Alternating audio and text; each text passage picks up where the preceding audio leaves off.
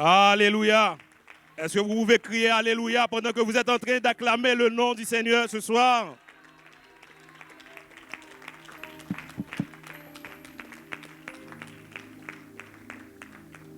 Le psalmiste a dit, je suis dans la joie quand on me dit, allons à la maison du Seigneur. Est-ce que vous êtes dans la joie ce soir?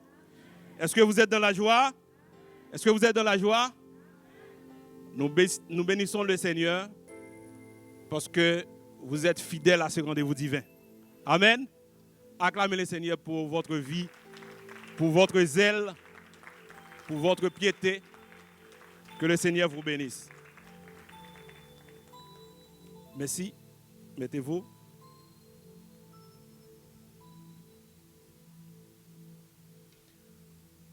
Je remercie le Seigneur de m'avoir donné cette opportunité, ce privilège pour être encore le porte-parole de ce soir.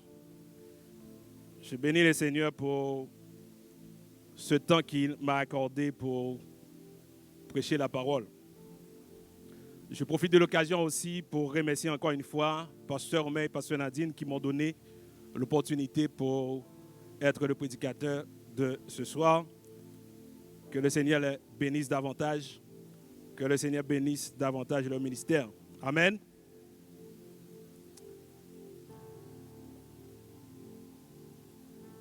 Mes frères et sœurs bien-aimés, depuis mercredi, nous sommes en train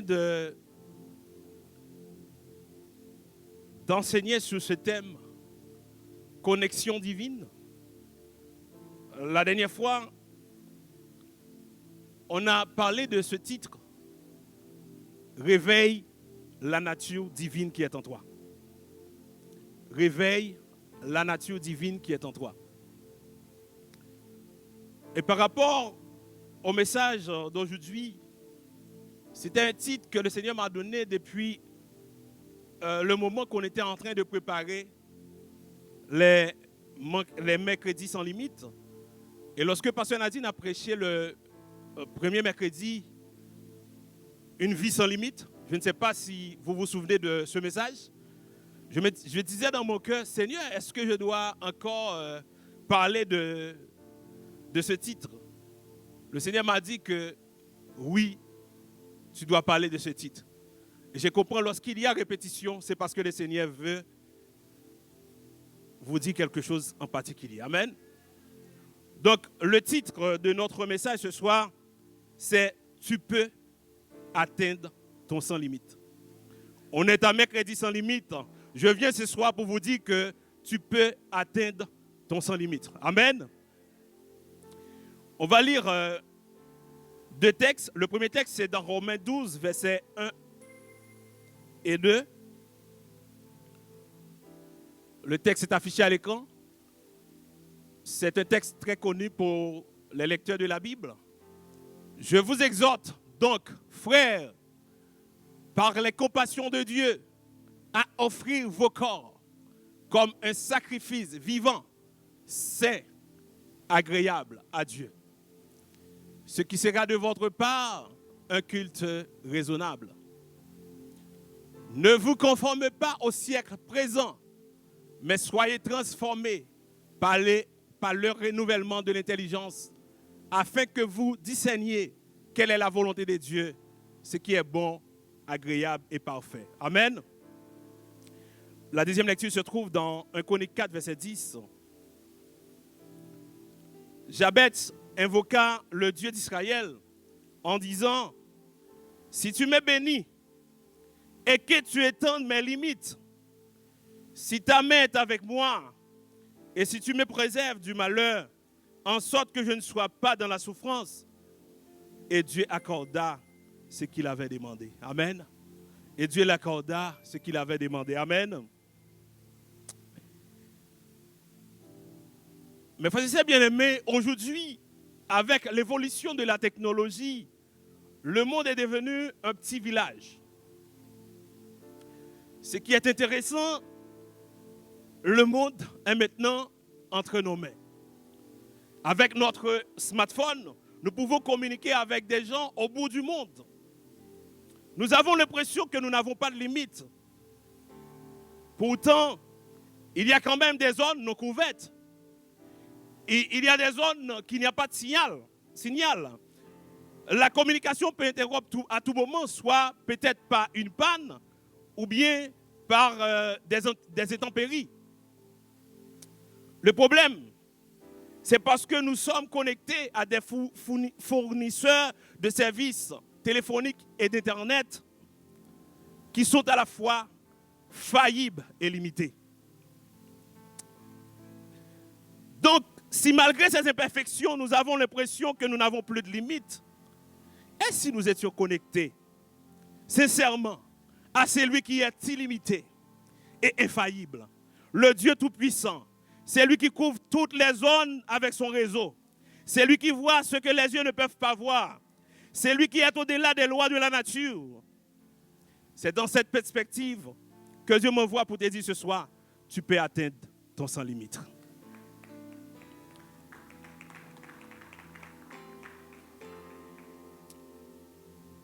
Tu peux atteindre ton sans limite.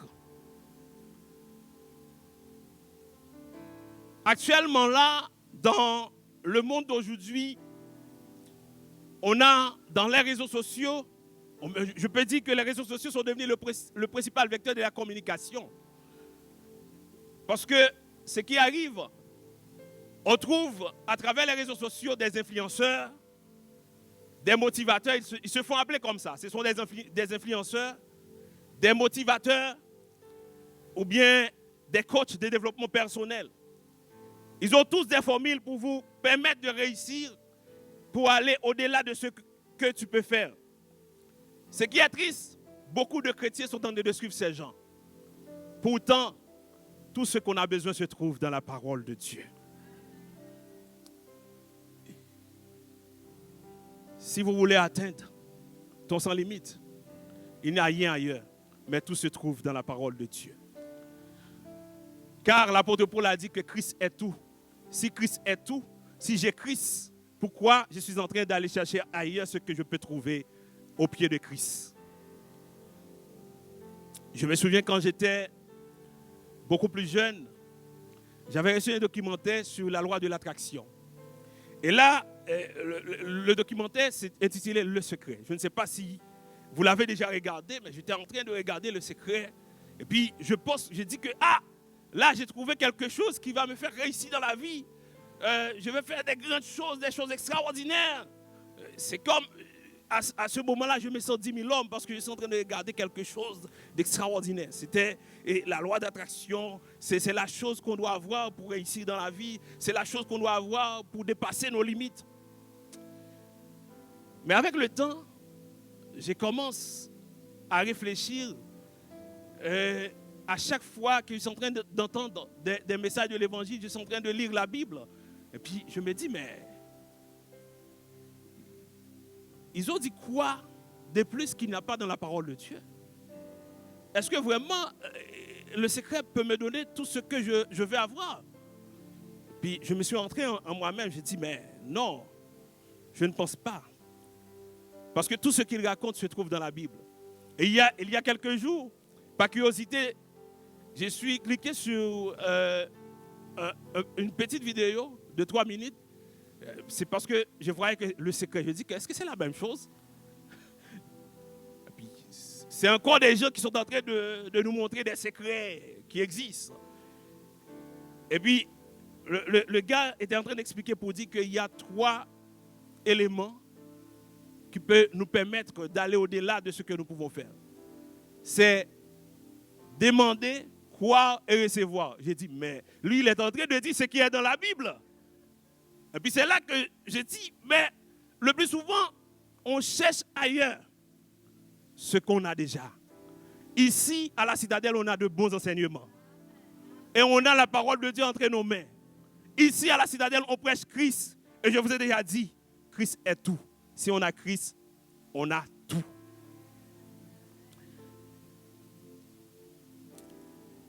Il y a environ 15 jours, nous avons eu une coupure d'électricité qui a affecté la vie de nombreux ménages. Et cette expérience nous a permis de voir comment nous sommes extrêmement, j'ai dit extrêmement dépendants de l'électricité. Parce que c'est avec l'électricité, on cuisine, hein, et si on veut repasser, si, je ne sais pas, le chauffage à la maison, il y a beaucoup de choses qu'on fait avec l'électricité. C'est extrêmement important, l'électricité. Puis, moi, j'étais en train de réfléchir pendant ce moment-là. Je n'avais pas d'électricité à la maison. Je me disais, mais et si notre vie était vraiment dépendant de Dieu, comme on est dépendant à l'électricité? Mes frères et sœurs, tu allais voir de grandes choses dans votre vie. Quand nous sommes connectés à Dieu en permanence, nous ne manquons de rien. Et c'est pourquoi le psalmiste a dit que l'Éternel est mon berger, je ne manquerai de rien. Mes frères et sœurs, laisse-moi vous dire ce soir, Dieu vous appelle à expérimenter des choses glorieuses. Dieu, dans mon enseignement précédent, je vous ai encouragé à réveiller la nature divine qui est en toi. Parce que chacun de nous, nous avons cette nature divine en nous. Mais quelquefois, c'est endormi. C'est parce que nous ne nous mettons pas vraiment dans la situation pour que le Saint-Esprit fasse le travail qu'il devrait faire en nous pour que cette nature divine soit réveillée. Et avec cette nature divine qui est en nous, on peut faire des choses extraordinaires. On peut aller au-delà de nos limites. Si nous avons une bonne connexion avec Dieu, nous pouvons accomplir des choses qui dépassent notre entendement. La Bible nous dit que Dieu a confondu les sages de ce monde et nous a donné une sagesse qui dépasse l'entendement de l'homme. Il y a beaucoup de gens qui pensent qu'ils sont sages. Mais la vraie sagesse, c'est la sagesse divine. Notre pasteur nous a enseigné sur la sagesse divine. Donc, c'est très important de vous dire ce soir que la vraie sagesse, c'est la sagesse divine. Avant d'entrer dans le fond du message, j'aimerais vous montrer que même dans l'Ancien Testament, il y a des gens qui ont pu atteindre leur sans limite. Par exemple, lorsque j'étais petit, je ne comprenais rien de ça, là, parce que je n'avais pas vraiment beaucoup d'expérience dans le Seigneur. Lorsqu'on a dit que Josué arrêta le soleil, et que j'étais à l'école, et surtout quand je suis arrivé à la classe de philosophie, la classe terminale, là, on parle de Josué arrêta le soleil, et le professeur, c'était un philosophe qui était en train de dire Dieu n'existait pas. Et là, il a dit que Josué arrêta le soleil, mais ça, c'est de la foutaise. Ça, je ne comprends pas. Mais le soleil, comment le soleil est arrêté, pourtant que la Terre tourne autour du soleil, et le soleil aussi est en mouvement. Mais lorsque je commence à avoir beaucoup plus d'expérience avec Dieu, je comprends que si Dieu a créé l'univers, quand quelqu'un qui est vraiment connecté avec ce Dieu-là qui a créé l'univers, on peut aller au-delà de ce que la science dit. On peut aller au-delà de ce que la philosophie dit. Parce que notre connexion, c'est avec le Dieu très haut. Donc, Josué arrêta le soleil. Parce que Josué avait besoin de la lumière. Il a seulement prié. Et le soleil est arrêté. Et ce n'est pas par sa force, mais c'est par la force de notre Dieu qui est le Dieu Tout-Puissant. Il y a aussi une autre histoire qui m'a fasciné. C'était l'histoire d'Élisée avec les fils des prophètes. Les fils des prophètes étaient allés pour couper des poutres, pour faire une maison. Et puis là, ils étaient en train de couper ces poutres-là. Il y a une hache qui est tombée dans l'eau. L'eau était vraiment profonde. Et puis Élisée a dit, est-ce que vous pouvez me montrer juste là où se trouve, là où la hache est tombée? Et puis il a dit à l'autre, va couper un petit morceau de bois. Et avec ce morceau de bois, Élisée a lâché ce morceau de bois. Le morceau de bois est entré dans l'eau et le morceau de bois remonte avec l'âge. Mais ça, c'est incompréhensible pour l'homme. Comment ça se fait? Déjà, par rapport à ce que la loi d'Archimède dit, pour que le bois descende dans l'eau, pour remonter avec l'arrache, mais ce n'est pas ça le problème. L'arrache, c'est quelque chose, c'est quelque chose qui est en fer. Donc la masse de l'arrache est beaucoup plus que le bois. Mais comment ça se fait? Mais il n'y a rien qui est impossible à notre Dieu. Quand tu es quelqu'un qui est vraiment connecté avec le Seigneur, il n'y a rien qui est impossible. On est dans ce mois, le mois d'avril, c'est le mois où le thème de ce mois, l'impossible devient possible. Tout ce qui est impossible devient possible dans le nom de Jésus dans votre vie. Je ne sais pas qu'est-ce qui te rend nerveux. Je ne sais pas qu'est-ce qui, dans ta vie, c'est comme tu réfléchis tellement, tu te demandes, mais qu'est-ce qui va arriver pour moi? Mais ça, c'était possible. J'ai tout essayé, mais il n'y a rien qui se passe. Mais laisse-moi vous dire ce soir, mes amis, que nous sommes en train de servir le Dieu de l'impossibilité. Et je vais prendre un dernier exemple parce que l'aspect de mon message est beaucoup plus dans le Nouveau Testament. Avec le cas de Pierre, après avoir reçu le Saint-Esprit, on a dit que lorsque Pierre était en train d'aller de ville en ville pour prêcher l'évangile, les gens sont en train d'apporter les malades pour que Pierre, tous les apôtres puissent prier pour ces gens-là. Mais il y avait un moment, il y avait tellement de gens. Les gens disent qu'on va essayer de mettre les malades proches où l'ombre de Pierre passe. Seulement l'ombre de Pierre peut guérir les malades. Comment ça se fait? Un homme est en train de marcher, seulement son ombre peut guérir les malades. Quand quelqu'un est connecté au divin, il n'y a rien qui est impossible pour toi. Tu peux faire des choses extraordinaires. Le Pierre qui était à la mer de Galilée, un pêcheur. Et ce qui est intéressant, j'étais en train de faire une lecture au cours de cette semaine dans les livres des Actes des Apôtres. Et j'ai vu le Sanhédrin et les pharisiens, ils ont dit que, mais je ne comprends pas, ces hommes-là, ce sont des hommes de peu d'instruction. Ce sont des hommes qui ne valaient rien dans cette contrée de Judée. Mais avec quel pouvoir ils font des choses?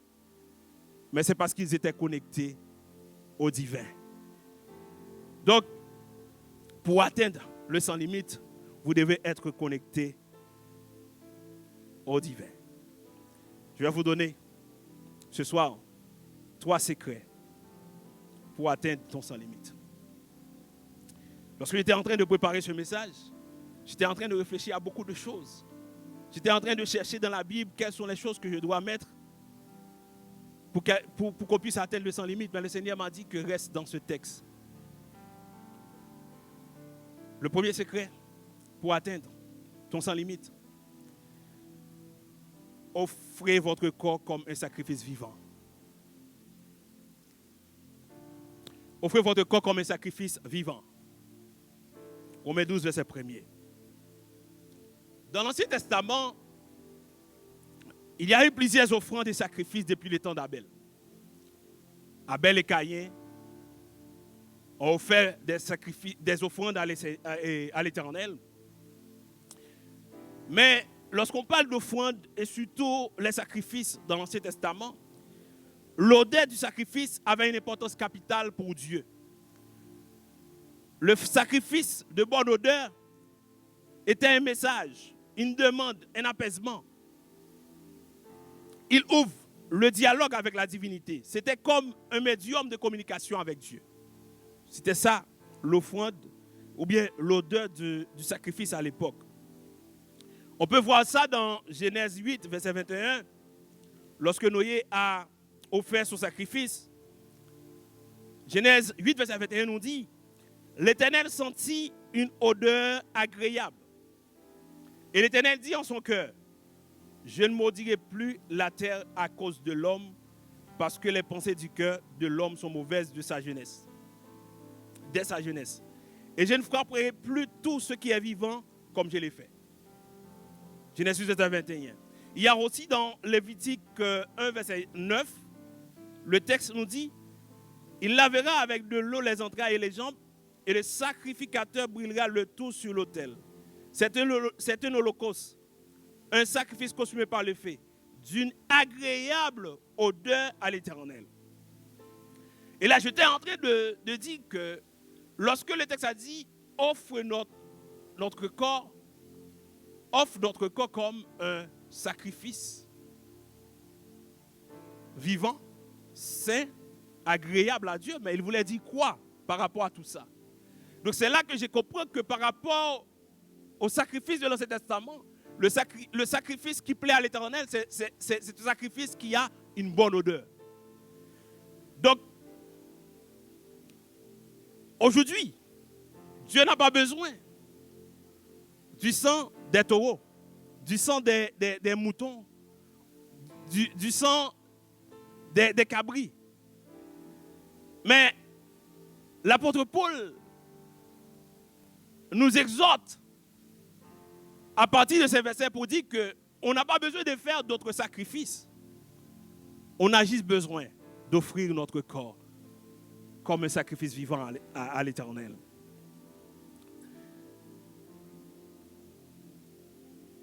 L'apôtre Paul, dans Romains 6, verset 11 à 12, a dit aussi comment vous devez offrir vos corps.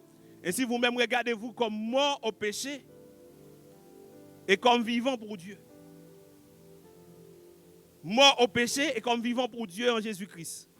Que le péché ne règne donc point dans votre corps mortel et n'obéissez pas à ses convoitises. Donc, offrir votre corps, c'est mort au péché, mais vivant pour Dieu. Donc, c'est-à-dire que vivant pour Dieu, c'est vivre d'une façon qui plaira à Dieu. Et la seule façon que vous pouvez plaire à Dieu, c'est de dégager une bonne odeur. Et dégager une bonne odeur, c'est vivre d'une façon agréable au Seigneur. Nous devons dire sincèrement, Seigneur, je t'appartiens. Je m'efface pour toute la place. Je me donne entièrement à toi. Je prends la décision de te servir toute ma vie. Donc, nous devons nous laisser aller entre les mains de Dieu. Et laisser toutes les convoitises, tout de côté, mais pour nous dire que, Seigneur, me voici. Je me donne entièrement à toi et à toi seul.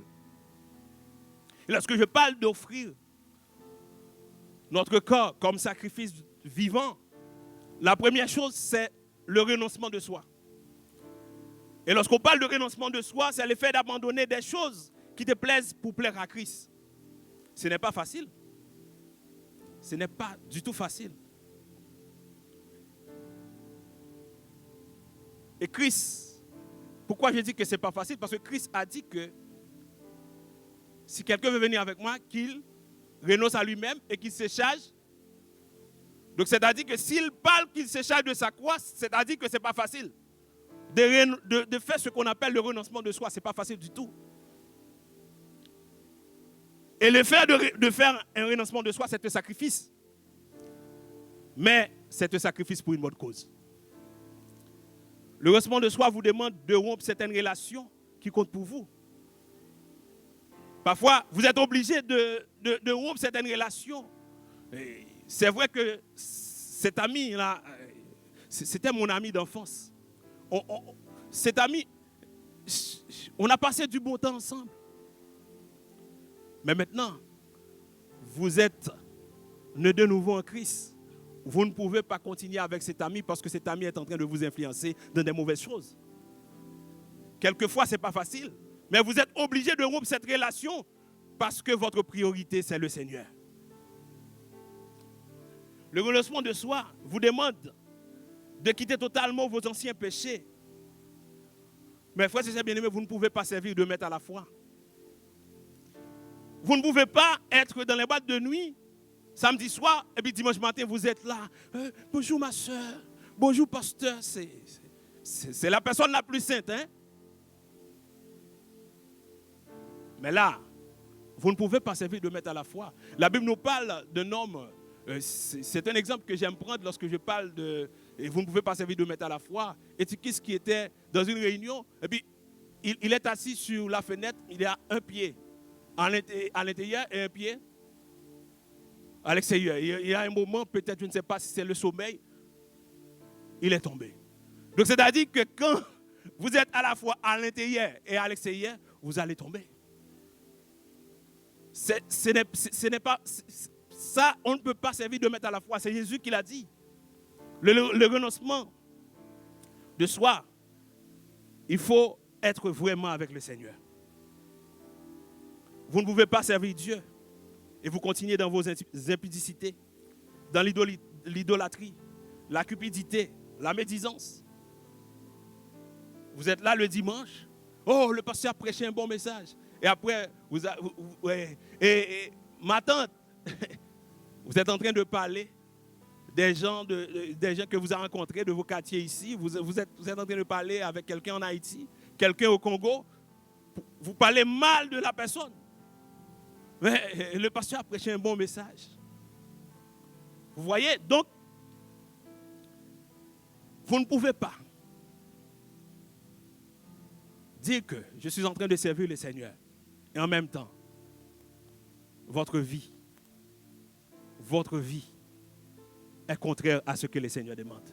Le renoncement de soi, il faut renoncer totalement à soi et laisse Christ diriger votre vie.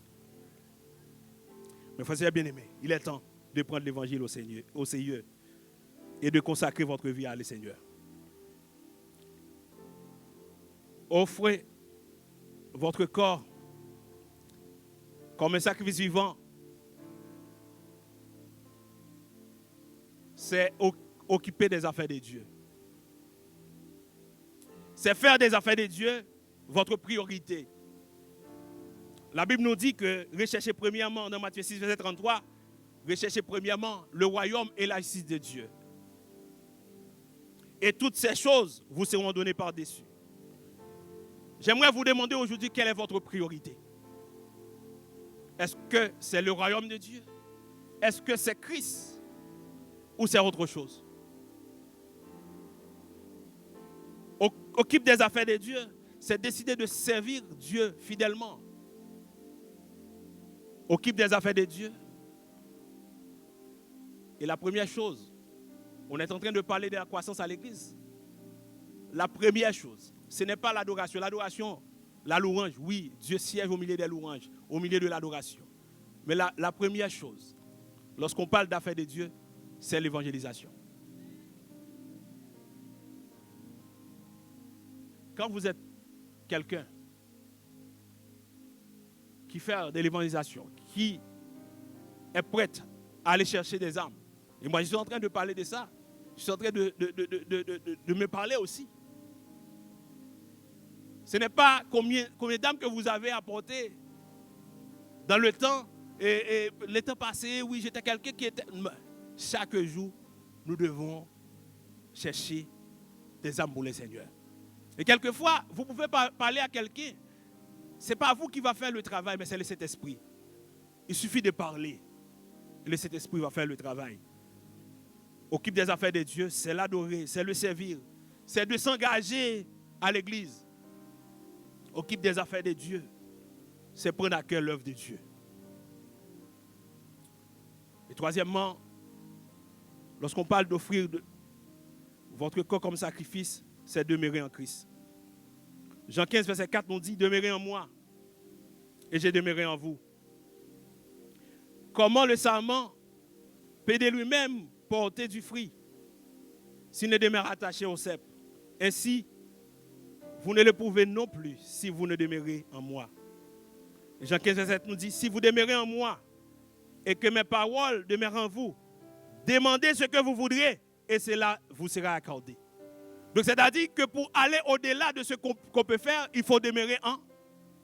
Parce que le texte a dit que si vous demeurez en moi et mes paroles demeurent en vous, demandez ce que vous voudrez et cela vous sera accordé. Car Dieu, ce que Dieu attend de vous, mes frères et sœurs bien-aimés, c'est d'offrir un sacrifice de bonne odeur. Dieu s'en fiche de la quantité de ton offrande. Ce n'est pas la valeur de ton offrande qui plaît à Dieu, mais c'est l'odeur. Mes frères et sœurs, efforcez-vous de dégager une bonne odeur aux narines de l'Éternel. Voilà ce que Jésus nous dit dans Matthieu 5, verset 24 à 25. Si donc tu présentes ton offrande à l'autel et que là tu te souviens que ton frère a quelque chose contre toi, laisse là ton offrande Là, je parle de l'offrande qu'on donne. Mais imaginons que vous êtes en train d'offrir votre corps à Dieu, et puis là, tu as quelque chose contre ton frère. Tu as quelque chose, ou bien tu vis n'importe comment. Tu vis dans la débauche. Tu vis dans l'impudicité, et puis tu dis que, oh, j'offre mon corps comme un sacrifice vivant. Non, ce sacrifice, non seulement il n'est pas vivant, mais il n'est pas sain, il n'est pas agréable, il n'est pas parfait. Donc, vous pouvez être un bon serviteur à l'église. Tu travailles dans plusieurs départements, mais ton offrande n'a aucune odeur. Offrir votre corps, ce n'est pas seulement s'engager à servir à l'église, mais c'est de vivre une vie de qualité en Christ. L'apôtre Paul nous dit, dans Éphésiens 4, verset 2, vivez dans l'amour, comme le Christ nous a aimés et s'est livré lui-même à Dieu pour nous, en offrande et victime comme un parfum d'agréable odeur. L'odeur qu'on doit dégager, c'est une odeur qui plaira à Dieu. C'est l'odeur que nous devons dégager. Frères et bien-aimés, offrir ton corps, c'est mener une vie consacrée à Dieu et à servir autrui avec amour. Le Seigneur vous appelle ce soir à offrir votre corps comme un sacrifice de bonne odeur, comme un sacrifice vivant. Deuxième secret pour atteindre notre sans limite, ne vous conformez pas au siècle présent. Romains 12, verset 2. J'aime beaucoup la version de la Bible du Semeur qui dit « Ne prenez pas comme modèle le monde actuel. » Dans un monde où les modèles ne manquent pas, il y a tellement de modèles. J'aimerais vous poser cette question ce soir. Quel est votre modèle? Quel est votre modèle? Est-ce que ce sont les influenceurs qui se trouvent sur Internet? Est-ce que c'est la personne qui est postée sur Instagram avec de jolies robes? Est-ce que c'est quelqu'un qui est en train de vous coacher dans le cadre du développement personnel? Ou c'est Christ votre modèle? Le monde actuel ne peut pas être notre modèle. Lorsque la Bible nous dit que ne vous conformez pas au siècle présent, c'est une façon de dire que ne vous alignez pas au système de pensée de ce monde. Mais cadrez vos pensées avec la parole de Dieu. Ne vous conformez pas au siècle présent, c'est ne vous alignez pas aux valeurs de ce monde, mais regardez les choses avec la perspective divine. Surtout pour vous, les jeunes, quand vous êtes jeunes, vous voulez essayer de nouvelles choses. Parfois, cela vous conduit à des expériences malheureuses. Malheureusement. Mais la meilleure chose à essayer, c'est Jésus. Jésus n'a jamais fait défaut. Je vous invite à essayer Jésus ce soir. Le meilleur modèle, c'est Jésus. Si vous êtes en train de chercher un modèle ce soir, essayez Jésus. En Jésus, il y a tout ce dont vous avez besoin. L'apôtre Jean nous encourage aussi dans 1 Jean 2, versets 15 et 17 pour nous dire que n'aimez point le monde ni les choses qui sont dans le monde. Car si quelqu'un aime le monde, l'amour du Père n'est point en lui. Donc c'est-à-dire que si vous êtes en train de vous aligner aux pensées du monde, au modèle du monde, à ce qui se passe dans le monde actuellement, surtout ça vient tellement facile maintenant à nous avec la technologie. L'amour du Père n'est point en nous. Mais si vous voulez avoir l'amour du Père, n'aimez pas les mondes, ni les choses qui sont dans les mondes. J'aime dans le verset 19, lorsque l'apôtre Jean a dit, dans 1 Jean 5, verset 19, nous savons que nous sommes des dieux et que le monde entier est sous la puissance du malin. Donc, c'est-à-dire que si vous êtes en train de suivre le monde, vous êtes sous la puissance du malin. Mais si vous savez vraiment que vous êtes des dieux, vous êtes sous la puissance divine.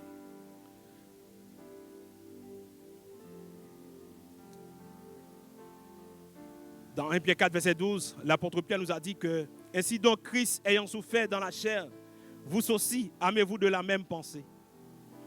Car c'est lui qui a souffert dans la chair, en a fini avec le péché, afin de vivre, non plus selon les convoitises des hommes, mais selon la volonté de Dieu, pendant le temps qu'il lui reste à vivre dans la chair. »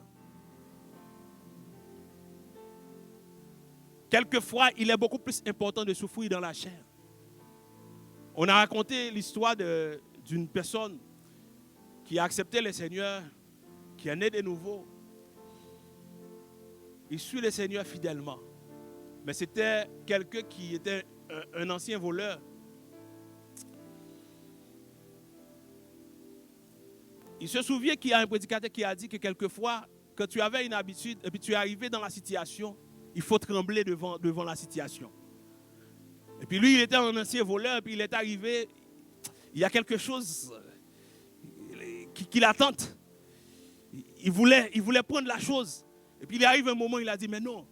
C'est comme dans sa pensée, la pensée a dit, tu peux la prendre. Et puis après, il a dit que, non, je suis chrétien, maintenant je ne peux pas. Et puis il a dit que, dans ce cas, je vais faire un bruit. Il commence à faire des cris, des grands cris. Et puis il y a des gens qui l'entourent. Il a dit que, tu as quoi, toi, tu as quoi? Il a dit que, hier j'étais voleur, mais maintenant je suis arrivé. J'avais cette intention de voler. Mais quand je me suis entré en moi-même, je dis que je suis chrétien. Mais puisque je ne peux pas, la situation m'emporte. Donc je suis en train de lutter avec moi-même. Je suis obligé de faire ce cri pour me délivrer. Donc c'est mieux par rapport à cette situation de trembler devant cette situation au lieu de nous laisser aller avec ce que le monde nous offre. Mes frères et sœurs bien-aimés, si vous voulez aller plus loin avec Dieu, je vous invite à vivre non selon les convoitises des hommes, mais selon la volonté de Dieu. Troisième secret, soyez transformés par le renouvellement de l'intelligence. Quand on est né et pendant notre développement, il y a des paroles et des pensées qui influencent notre propre pensée. Dans Proverbe 23, verset 7, la Bible nous dit « Car il est telles sont les pensées dans son âme ». Selon ce verset, c'est notre pensée qui nous définit. Descartes avait répété cette même pensée d'une autre manière. Descartes, un philosophe français, « Je pense donc je suis ». Donc nos pensées ont un impact considérable sur notre être. Si on prend le cas de Jabez, le texte qu'on a lu au début, son nom signifie souffrance, douleur. Sa maman l'a appelé ainsi parce qu'il l'a conçu dans la douleur. Quand il fut le préféré de sa mère, il a compris, s'il veut entrer dans sa destinée, il ne doit pas rester sur ce qu'on dit sur lui, sur son nom qui peut être un handicap. On t'appelle Jabez, c'est comme on te dit souffrance, souffrance, souffrance, problème, douleur, douleur. Il a décidé de faire cette prière. Le texte nous dit dans les Chroniques 4, verset 10, Jabez invoqua le Dieu d'Israël en disant, si tu me bénis, c'est une grosse prière. Si tu me bénis et tu étends mes limites, et si ta main est avec moi, tu me préserves du malheur, son nom c'est souffrance. Donc c'est quelqu'un qui va avoir beaucoup de malheur dans sa vie. Déjà, dès son enfance, on le parle. Tu sais, on t'appelle souffrance. C'est parce que ta maman t'a conçu de la douleur, de la souffrance. Donc, il va grandir avec ça dans sa tête. Mais lui, il a dit, mais non, je ne veux pas ça. Je dois changer ça. Mais je sais que, par moi-même, je ne peux pas changer ça. Mais je sais qu'il y a un Dieu qui peut changer ça. Il a décidé de faire cette prière. Il a dit que, si tu me bénis, et que tu étendes mes limites, et si ta main est avec moi, si tu me préserves du malheur, en sorte que je ne sois plus dans la souffrance. Et le texte a dit, et Dieu a accordé à ce qu'il avait demandé. Mes frères et sœurs, laisse-moi vous dire ce soir, ne laisse pas vos parents, vos oncles, vos tantes, vos amis. Ce que ces gens disent sur vous définissent votre vie. Mais soyez transformés par le renouvellement de l'esprit. Maintenant, essayons de mieux comprendre ce qu'est le renouvellement de l'intelligence. La meilleure façon de l'expliquer, c'est d'aller dans l'histoire de Nicodème avec Jésus. Lorsque Jésus a dit, dans Jean 3, verset 5, si un homme n'est né d'eau et d'esprit. Né d'eau, c'est le baptême d'eau. Et le baptême d'eau, c'est le symbole qui dit que nous sommes morts avec Christ et nous sommes ressuscités avec Christ. Donc c'est-à-dire que nous sommes morts à notre ancienne vie pour avoir cette nouvelle vie en Christ. Donc c'est ça le baptême d'eau. Mais le chrétien n'a pas besoin seulement le baptême d'eau. Le chrétien n'a pas besoin seulement cette nouvelle naissance. Mais le chrétien a besoin aussi d'être né d'esprit. Et né d'esprit, c'est un renouvellement de l'intelligence.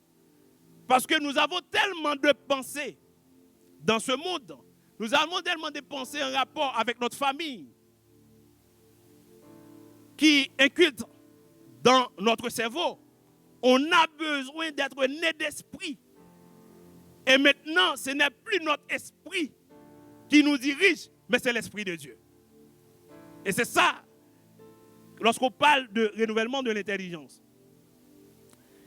Et l'apôtre Paul a dit que dans Ephésiens 4, verset 17, les païens qui marchent selon la volonté de leur pensée, ils ont l'intelligence obscurcie. Ils sont étrangers à la vie de Dieu. Mais nous ne sommes pas étrangers à la vie de Dieu. Parce que nous avons rencontré le Seigneur. Et si nous avons rencontré le Seigneur, nous avons besoin de cette transformation. Il faut que notre intelligence soit rénovée. Il faut que notre esprit soit renouvelé.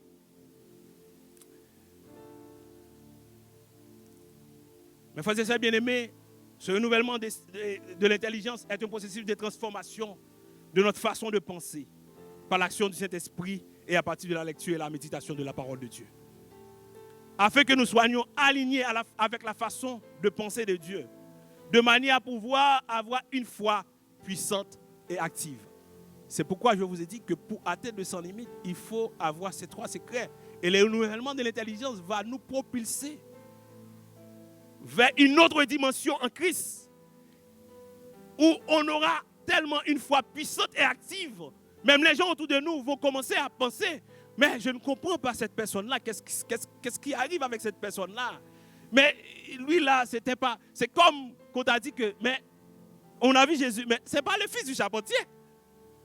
C'est pas le fils du charpentier. Et peut-être on va dire que c'est pas le fils de monsieur Intel, le pauvre là. Ou peut-être que je suis le fils de pauvre. Mais j'ai un père adoptif qui s'appelle Dieu. Et lorsqu'il m'a adopté, il m'a donné un nouveau acte de naissance. Et avec ce nouveau acte de naissance, je ne suis plus cette personne que tu connais avant. Mais maintenant, je suis non seulement né d'eau, mais je suis né d'esprit. Et mon intelligence est renouvelée. Dans 2 Corinthiens 10, verset 5, l'apôtre Paul nous dit, nous renversons les raisonnements de toute hauteur qui s'élèvent contre la connaissance de Dieu et nous amenons toute pensée captive à l'obéissance de Dieu. Quel que soit le type de pensée, cette pensée-là est captive à l'obéissance de Christ. Parce que moi, je veux être transformé par le renouvellement de l'intelligence. Transformé par le renouvellement de l'intelligence, c'est la transformation de notre être intérieur grâce à l'œuvre du Saint-Esprit selon la parole de Dieu. Transformé par le renouvellement de l'intelligence, c'est vivre par la foi et non par la vue. Transformé par le renouvellement de l'intelligence, c'est croire que la sagesse divine peut nous emmener au-delà de notre entendement. Mes frères et sœurs bien-aimés, nous avons besoin de renouveler dans notre intelligence. Je ne sais pas combien de temps que vous avez été baptisés. Ça, c'est né d'eau. Mais vous avez besoin aussi d'être né d'esprit. Et être né d'esprit, c'est un renouvellement de l'intelligence. Il faut demander au Saint-Esprit de venir pour faire le travail.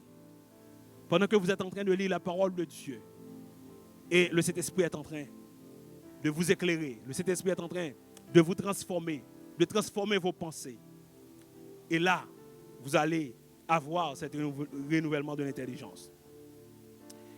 Mes frères bien-aimés, j'aimerais vous dire que la condition sine qua non pour atteindre ton sans limite, c'est d'avoir une connexion divine.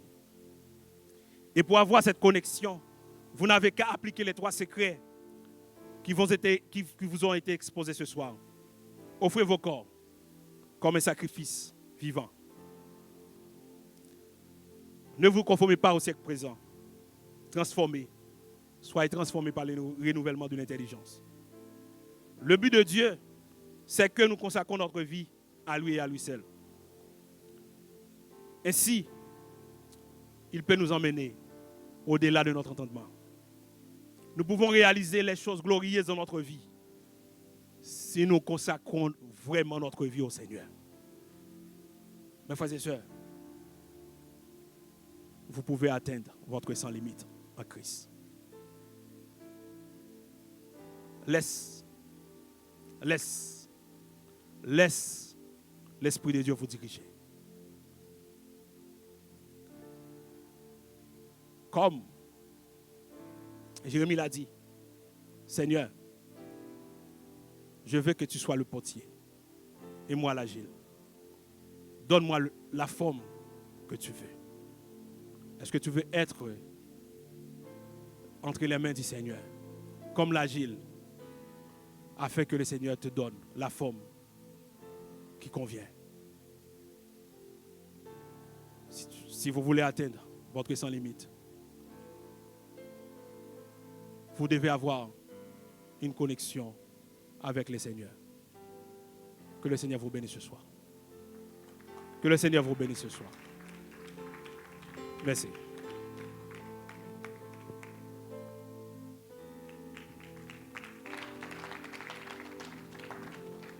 Merci, Pasteur Rodelin, pour cette parole.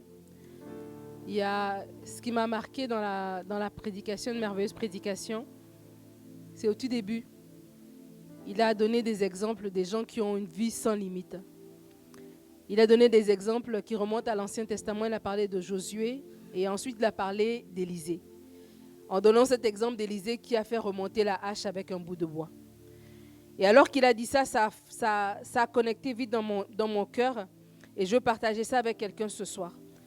C'est qu'Élisée, parce qu'il avait une connexion avec Dieu tellement forte, c'est que devant le problème, Élisée n'a pas reculé.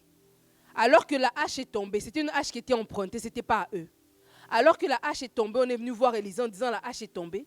Élisée n'a pas fui. Élisée n'a pas dit de toute façon je ne voulais même pas venir avec vous, vous m'avez dit et je vous ai accompagné. Élisée n'a pas reculé, mais Élisée est venu voir. Il a dit montrez-moi où elle est tombée. Parce qu'il savait que lui, parce qu'il avait une connexion avec Dieu, avait la capacité de faire remonter cette hache.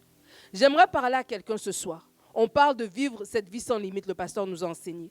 Il y a peut-être un problème que tu as dans ta vie, que tu es en train de fuir. Mais alors que tu es connecté avec Dieu, alors que tu réalises ce soir que tu as le renouvellement de l'intelligence, et alors que ton intelligence est renouvelée, tu as les outils pour affronter cette situation-là. Parce que le Dieu qui a créé l'univers est ton Père. Cette semaine, tu vas retourner à ce problème-là. Tu ne vas plus fuir cette situation, mais tu vas l'affronter. Tu vas aller dans la parole et tu vas trouver qu'est-ce que la parole dit. Il y en a certains d'entre vous, c'est peut-être votre compte bancaire, que vous ne voulez pas ouvrir l'application. Vous ne voulez pas savoir ce qu'il y a. Vous passez seulement le PayPass. Et si le PayPass ne marche pas, ma carte est désactivée, elle doit être démagnétisée. Et puis vous dites, bon, peut-être c'est ça, mais tu dois affronter ce problème-là. Tu vas dire, Seigneur, ta parole dit que tu donnes la semence au semeur. Ta parole dit qu'on ne doit pas nous inquiéter, que tu habilles les lys des champs. Comment ça se fait que moi, j'ai cette situation ici, que je travaille, je fais tous les efforts, mais je n'arrive pas à m'en sortir. Je veux affronter ce problème-là. Le diable se réjouit tant qu'on reste petit, tant qu'on ne saisit pas ce que Dieu a fait pour nous, tant qu'on ne saisit pas notre autorité, tant qu'on n'a pas notre intelligence renouvelée. Il y a une situation où la hache est tombée. Et ce n'est pas quelqu'un d'autre qui va remonter la hache, c'est toi qui vas la remonter. Alors cette semaine, je veux t'encourager dans ton temps de prière, de prier de façon stratégique, de prier avec force, avec énergie, de prier avec conviction. On nous a parlé d'avoir le renouvellement de l'intelligence. On nous a parlé de faire tomber les mentalités. Je vous encourage cette semaine. Il y a peut-être une situation, tu n'as pas de solution. Au lieu d'éviter la situation, il est temps de t'asseoir, Seigneur, donne-moi la solution. Par rapport à ce problème-là, je ne veux plus tourner autour. J'ai peut-être un ami avec qui on ne se parle plus. et je suis en train de tourner autour, je suis en train d'éviter la personne. Donne-moi l'intelligence pour pouvoir affronter cette situation-là. La vie sans limite, c'est nous qui la vivons. Ce n'est pas les anges qui vont la vivre à notre place. Et je crois que ce soir, Dieu nous a parlé. Dieu t'a parlé. Où la hache est tombée, ça ne veut pas dire que la hache est disparue. Ça veut dire que toi, tu as la capacité, parce que Dieu vit en toi, de faire remonter cette hache à la surface. Alors on va prier. Cette parole ne peut pas juste avoir été donnée et puis elle va juste partir. Non, non. Elle doit produire un fruit dans nos cœurs. Alors chacun de nous, on va prier. Chacun de nous, on sait peut-être dans quel domaine on a besoin de vivre une vie sans limite. À quel niveau on est sans limite. Dieu veut que nous vivons une vie sans limite. Mais est-ce que nous la vivons, cette vie sans limite? Je me rappelle, il y a plusieurs années, c'était un temps difficile financièrement. Et j'ai acheté une voiture. J'ai acheté une voiture. La voiture et moi, on avait presque le même âge. Pour te dire à quel point c'était vraiment une voiture, bon. Et je me rappelle, un jour, j'étais sur l'autoroute. Et j'ai réalisé qu'on va tous à 100 km/h, mais on ne va pas tous à la même vitesse. Je me suis fait dépasser par une voiture, une Lexus, je me rappelle. Et j'ai dit non, je vais le rattraper. Je crois que j'aurais pu porter la voiture et je serais allé plus vite que si j'aurais juste conduit. J'ai appuyé sur l'accélérateur, mais de toute ma force.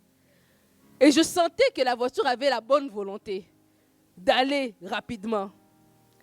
Mais elle n'était juste pas capable. Mais nous ne sommes pas comme cette voiture. Dieu nous a donné la capacité de vivre cette vie sans limite. Elle n'est pas réservée à une élite. Elle est réservée à chacun d'entre nous. C'est une question tout simplement de consécration, comme il nous a dit tout à l'heure. D'offrir notre corps comme un sacrifice agréable. De se donner entièrement. Dieu n'a pas menti. Il garde son côté. Son côté du deal, il l'a déjà fait à la croix. Mais c'est à nous.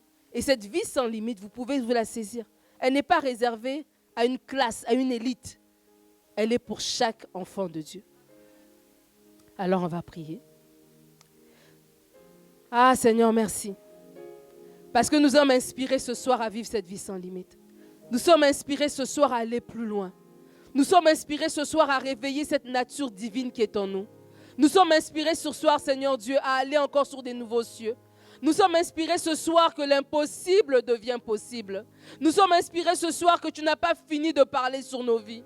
Nous sommes inspirés ce soir que comme Jabez, on peut réécrire l'histoire de notre vie. L'histoire de notre vie ne s'arrête pas à nos parents. L'histoire de notre vie ne s'arrête pas à notre situation. L'histoire de notre vie ne s'arrête pas à notre passé. L'histoire de notre vie ne s'arrête pas à nos erreurs. Mais toi, tu as un lendemain meilleur pour nous. Tu as une page nouvelle que tu veux écrire dans notre vie. Seigneur, donne-nous d'être audacieux. Donne-nous d'avoir l'ardiesse de se saisir de cette vie sans limite. Donne-moi, donne mon frère, donne ma soeur, donne celui qui lutte avec le péché, de renoncer une bonne fois pour toutes, de laisser aller ce péché. Comme il nous a été dit de cet homme qui a crié, il a préféré avoir la foule autour de lui, mais que quelque chose puisse l'empêcher de retourner dans la vie qu'il avait auparavant. Seigneur, donne à quelqu'un ce soir d'avoir la force de renoncer au péché, de renoncer à la médisance, de renoncer à l'idolâtrie, de renoncer à l'impudicité. Peu importe le péché, nous avons la capacité,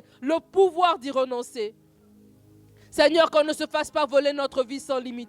Qu'on ne se fasse pas voler ce que tu as prévu pour nous. Mais donne-nous, Seigneur, de renouveler notre esprit, de renouveler notre intelligence. Seigneur, oui, nous voulons naître d'eau et d'esprit. Pas juste d'eau, pas juste un baptême à l'extérieur, mais à l'intérieur, les choses sont encore mortes. Les choses sont encore comme auparavant. Mais Seigneur, nous voulons être transformés complètement de l'intérieur vers l'extérieur. Oh Papa, nous te bénissons. Parce que ces réunions sont des réunions où tu déposes quelque chose dans nos cœurs.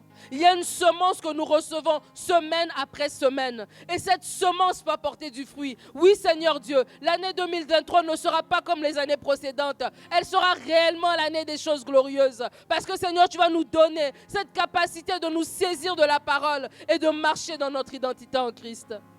Seigneur, je vais prier pour celui qui est monté dans ta maison ce soir avec un fardeau. Pour celui qui est monté dans ta maison ce soir avec un questionnement. Pour celui qui est monté dans ta maison ce soir avec une douleur dans son corps. Merci Seigneur parce que tu viens toucher. Tu viens toucher les genoux qui sont blessés. Tu viens toucher les chevilles. Tu viens toucher les cœurs. Tu viens toucher, Seigneur Dieu, tous les maux qu'on peut avoir dans nos corps. Merci parce que chaque personne qui est montée dans ta maison ce soir va repartir avec une solution. Repart déjà changé, repart déjà transformé. La semence est là, la semence de la parole est dans le cœur. Et Seigneur, ma prière est que nous ne soyons pas des auditeurs oublieux. Mais lorsqu'on va rentrer à la maison, comme les chrétiens de Béret, qu'on ouvre les Écritures, qu'on repasse à travers, qu'on dit Saint-Esprit, parle-moi. Quelle est ma part dans cette parole? Qu'est-ce que tu veux me dire à moi? Parle-moi, Seigneur, ta servante écoute. Parle-moi, Seigneur, ton serviteur écoute. Oui, Seigneur, merci. Le Dieu qui transforme l'impossible en possible, c'est toi. Que toute la gloire te revienne, Seigneur Jésus. Amen.